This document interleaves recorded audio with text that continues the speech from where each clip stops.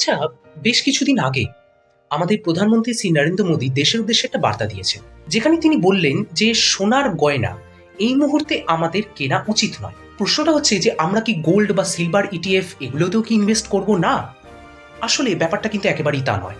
Physical gold বা আমরা যে সোনার গয়না যেগুলো কিনি, বেশিরভাগটাই সরকারকে বাইরে থেকে আমদানি করতে হয়, যে কারণে আমাদের দেশের যে ফরেন এক্সচেঞ্জ তার উপর একটা চাপ এসে পড়ে।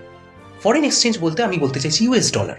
আর আপনি অবশ্যই জানেন, যদি আপনি ফাইন্যান্সের ভিডিও বা ফাইন্যান্সের বিভিন্ন রকম চ্যানেল যদি ফলো করে থাকেন, তাহলে আপনি জানবেন যে এই মুহূর্তে আমাদের দেশের ডলারের এগেনস্টে আমাদের দেশের যে টাকার দাম সেটা উত্তরোত্তর নেমে যাচ্ছে।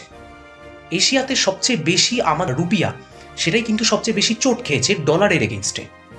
তো সেই জন্যই সরকারের একটা অ্যাপিল হচ্ছে যে ইউএস ইরান ওয়ার যতদিন চলছে ততদিন যাতে অ্যাটলিস্ট আমরা সোনার গয়না বা ফিজিক্যাল গোল্ড যাতে আমরা না কিনি।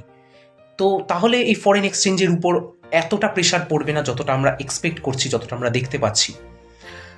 উল্টো দিকে গোল্ড ইটিএফ কিন্তু নির্ভর করে সেদিনের সোনার বাজার দরের উপর। সোনার সঙ্গে কিন্তু গোল্ড ইটিএফ এর কিন্তু সেরকম কোনো ডাইরেক্ট রিলেশন নেই, সোনার বাজার দরের উপর আছে।